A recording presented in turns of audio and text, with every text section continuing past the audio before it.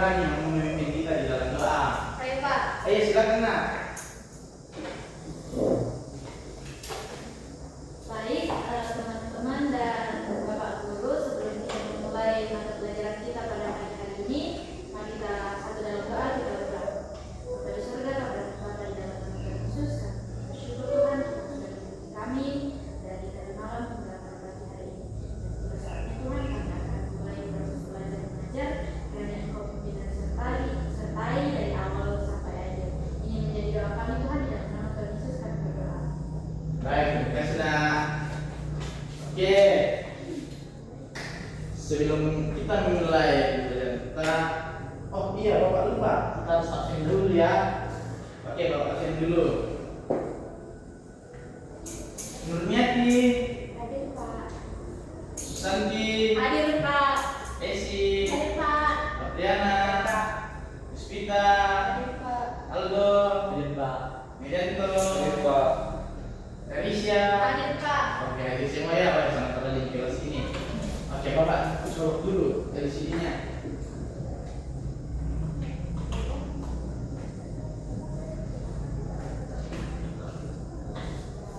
Oke, sudah mencela anak?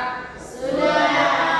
Oke, ada 3 pokok pembahasan kita pada pagi hari ini mengenai teknik belajar efektif dan tidak efektif.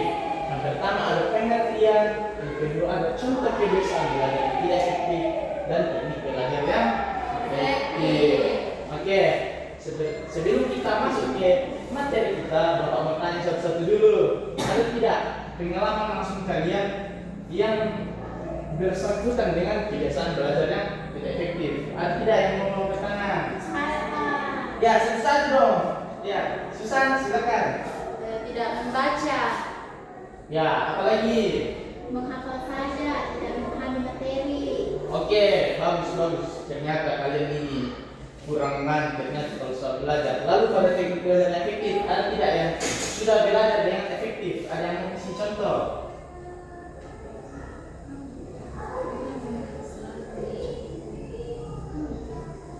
Saya Pak. Ya, silakan nak. Selalu membaca buku. Ya, oke, bagus. Kita masuk ke pengertian teknik belajar efektif. Tapi sebelum itu, karena saya bapak lihat ini kalian semua lemah lesu, kita mau ice breaking dulu atau pendinginan. Silakan berdiri. Nah, ice breaking kita yaitu Simon Says. Ada yang tahu Simon Says? Tidak.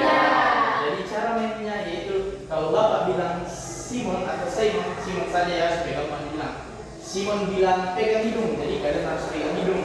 Kalau tidak ada kata Simonnya, kalian kalah. Langsung duduk saja ya. Coba kita pemanasan dulu. Simon bilang pegang kepala, pegang hidung. Ya ini selesai berdua sudah duduk. Kalau sudah mulai, pakai paham? Paham. Simon bilang pegang bibir, pegang hidung, pegang telinga. Simon bilang pegang kepala, pegang telinga, pegang mulut.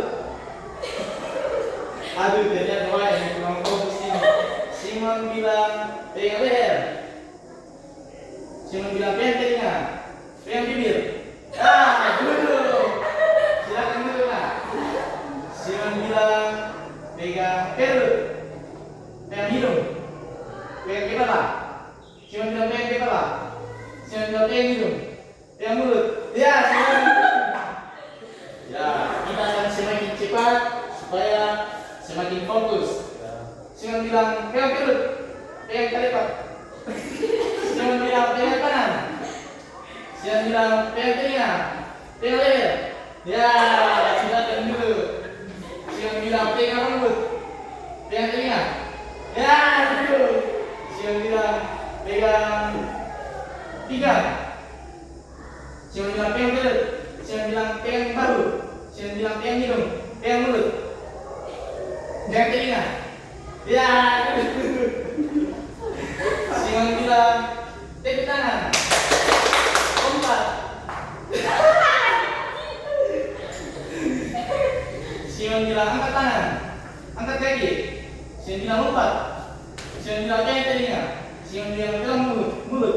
Si yang bilang pegang hidung, pegang kepala, pegang rambut. Si yang bilang lompat. Si yang bilang ketawa. Si yang bilang pegang telinga, pegang mulut, pegang hidung. Silakan dulu. Ya, bagaimana dulu? Karena sudah semangat, Bapak akan mulai dari pengertian teknik belajar yang efektif. Jadi, teknik belajar yang efektif adalah cara belajar yang membantu kita memahami dan mengingat pelajaran dengan mudah dan cepat. Teknik ini membuat belajar jadi lebih tertata dan tidak membuang waktu atau tenaga. Dengan teknik belajar efektif, kita bisa belajar lebih bagus, lebih fokus, mengerti pelajaran dengan baik dan bisa menggunakan dalam kehidupan sehari-hari. Pada yang pertama kita masuk pada contoh-contoh pembelajaran yang tidak efektif. Nah, ada tadi beberapa teman-teman yang sudah menjawab. Yang pertama ada belajar sambil melakukan banyak hal sekaligus atau multitasking. Contohnya nih, Bapak sambil masak, sambil membaca, atau sambil main HP saat belajar, itu bisa saja mengganggu fokus kita. Tapi ada beberapa orang yang bisa melakukan beberapa hal sekaligus karena fokusnya yang kuat, tapi itu jarang orang yang punya. Lalu yang berikut ada belajar mendadak atau sistem kemaksimalan pada bahasa mahasiswanya. Belajar banyak dalam waktu singkat sebelum ujian. Nah, ini bisa membuat otak kita panas atau membuat tidak ada informasi yang bisa masuk ke kita karena baku campur-campur itu informasi yang masuk ke dalam kepala. Yang ketiga ada membaca buku atau catatan tanpa benar-benar mengerti isinya, asal buka saja. Jadi nih seperti yang ada di sini, lewat saja tanpa paham. Lalu yang keempat ada hanya mengandalkan catatan teman tanpa buat catatan sendiri sehingga kurang memahami materi. Walaupun beberapa siswa bisa hanya melihat materi dan paham, tapi mencatat itu penting karena mungkin saja jangka waktu kalian mengingat sesuatu hal itu pendek. Jadi catatan itu sangat penting.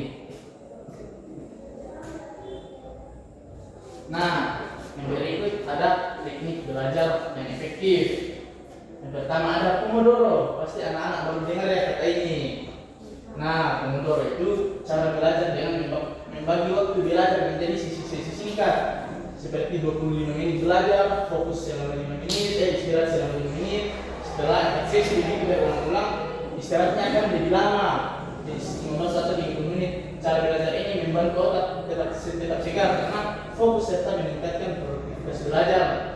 Kalian tidak stres ini karena waktu belajarnya bisa suka hati kalian, tapi tetap bisa masuk karena dengan senang hati melakukannya, tidak dengan terbebani. Karena kan ada orang yang dipaksa belajar berjam-jam dan tidak ada jalan masuk di otaknya. Yang kedua ada Payment, cara belajar dengan menjelaskan kembali materi yang sudah kalian dapat di sekolah. Contohnya seperti mengajarkan ke orang lain. Nah, Bapak biasa pakai teknik ini nih kalau di kamar sendirian, Bapak seperti mengajarkan murid-murid supaya Bapak tahu materi apa yang akan Bapak berikan besok. Ini membantu kita memperdalam pemahaman dan menemukan bagian yang belum dimengerti. Yang ketiga, mind mapping atau peta pikiran. Secara visual untuk mengorganisir materi belajar. Cara ini membuat kita mudah mengingat dan menghubungkan konsep yang saling terkait dengan cara yang menarik dan mudah dipahami. Yang keempat, ada time blocking atau teknik membagi waktu. Contohnya, pada waktu ini saya mau belajar IPS, lalu IPA, lalu matematika. Jangan dalam satu waktu semuanya digabung karena itu membuat kita tidak teratur dan tidak terarah. Makanya time blocking ini membuat kita menjadi lebih teratur dan terarah dan efisien. Nah, dari teknik belajar ini, Bapak mau buat 3 kelompok. Kita ada berapa? Berhitung dulu. 1, 2, 3, 4, 8. Nah, Bapak membuat 3 kelompok. Jadi mohon maaf sepertinya ada yang 2. Nah, saya lihat laki-laki yang berdua ini pintar. Jadi kalian berdua saja ya.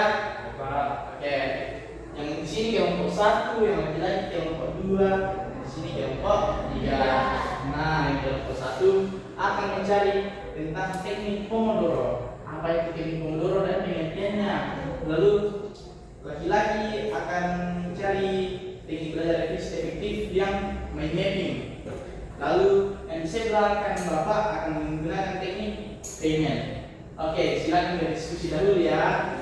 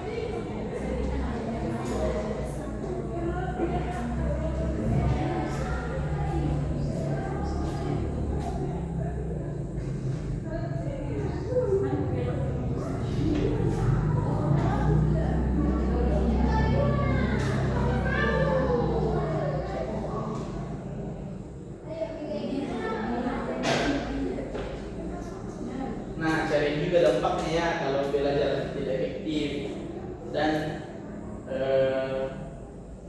cara mengatasinya ya. Cara mengatasinya ya.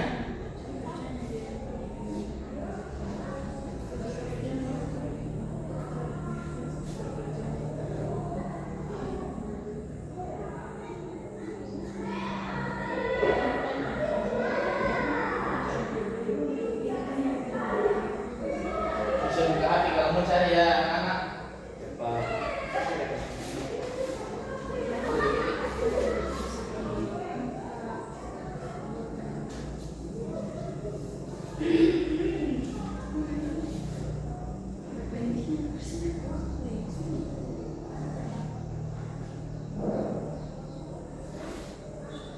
Oke, karena waktu terbatas, apakah sudah selesai anak-anak? Sudah. Nah, kalian kan sudah membuat proyek barusannya, sudah membuat dalam bentuk poster yang akan dipresentasikan dan sudah jadi. Tolong angkat posternya anak-anak. Ini Pak. Baik, sangat baik. Nah, ada kelompok yang mau mempresentasikan yang pertama. Kami Pak. Ya silakan nak.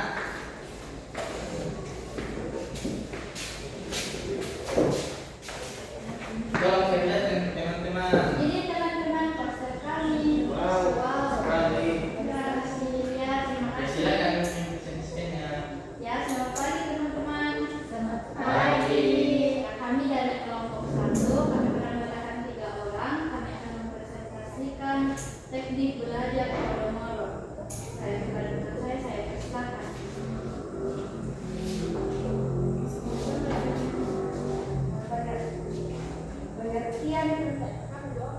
Pengertian Pomodoro adalah metode manajemen waktu yang digunakan dalam teknik belajar efektif menggunakan tenggat waktu membagi waktu kerja untuk membagi waktu kerja. Kemudian ada beberapa cara kerja dari teknik Pomodoro ini. Yang pertama itu kita memilih tugas yang akan kita kerjakan. Kemudian kita mengatur waktu untuk 25 menit seperti kita menyetel waktu di HP kita sebagai alarm nantinya. Kemudian kita mengerjakan tugas yang telah disiapkan tanpa gangguan sampai waktu itu berbunyi atau alarm yang telah kita setel. Kemudian setelah waktu tersebut berbunyi, kita istirahat itu 5 menit. Kemudian kita mengulangi langkah yang dari poin kedua tadi, kemudian sampai ke poin keempat. Kemudian ambil istirahat yang lebih lama lagi, bisa 15 menit atau 35 menit. Ya, itu jawaban dari kami. Terima kasih. Bapak yang laki-laki.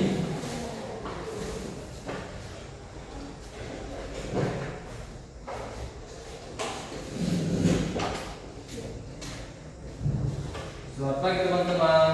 Pagi. Kami dari kelompok 2 presentasikan hasil diskusi kami tentang teknik belajar mapping. Adapun pengertiannya saya persilakan kepada. Baik, pengertian mapping.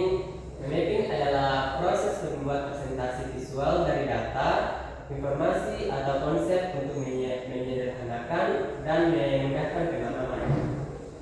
Adapun langkah-langkahnya itu yang pertama kita harus menentukan topik utama, dan yang kedua kita harus menyusun ide-ide, dan yang ketiga kita harus kembangkan sub-ide, dan yang keempat menggunakan visualisasi atau warna gambar dan garis.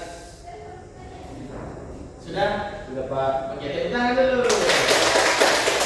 Nah, yang pakai kecil.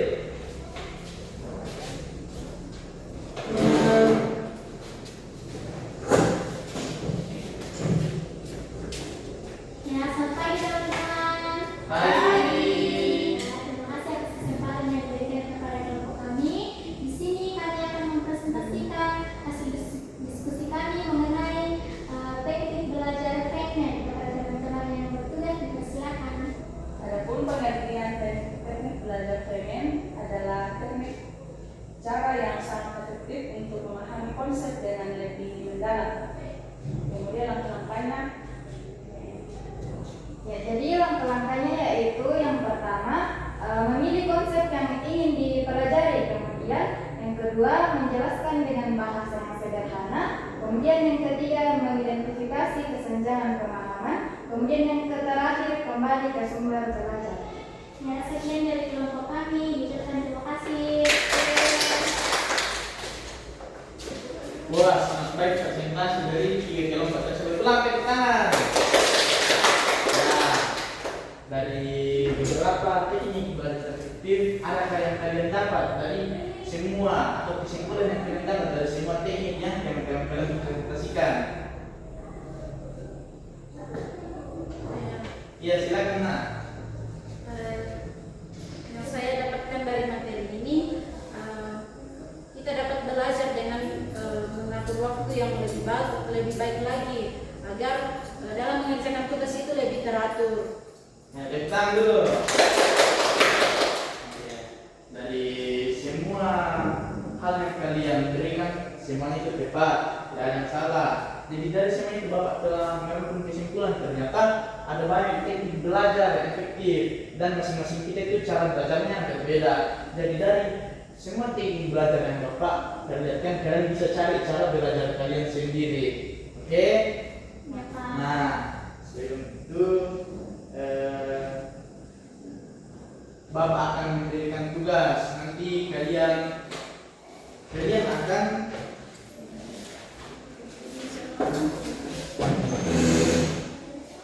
mencoba teknik belajar yang kalian pilih ke depannya. Apakah betul-betul dari guna dalam kehidupan kalian? Jadi belajarnya kalian menurut kalian cocoklah pada diri kalian.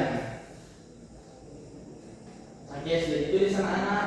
Sudah. Oke. Terima kasih untuk hari ini. Kalian sangat baik pada hari ini dan saya lihat Bapak lihat kalian memahami pelajaran yang Bapak kasih. Nah, sebelum menutup pembelajaran kita, ada satu siswa lagi yang mau berdoa. Silakan Anda ditunjuk yang mau berdoa untuk pulang. Siapa tunjuk yang mau? Oh, Kak Esi. Ya, Esi silakan. Mari teman-teman, sebelum kita pulang ke rumah masing-masing, mari kita berdoa. Jadi intinya kami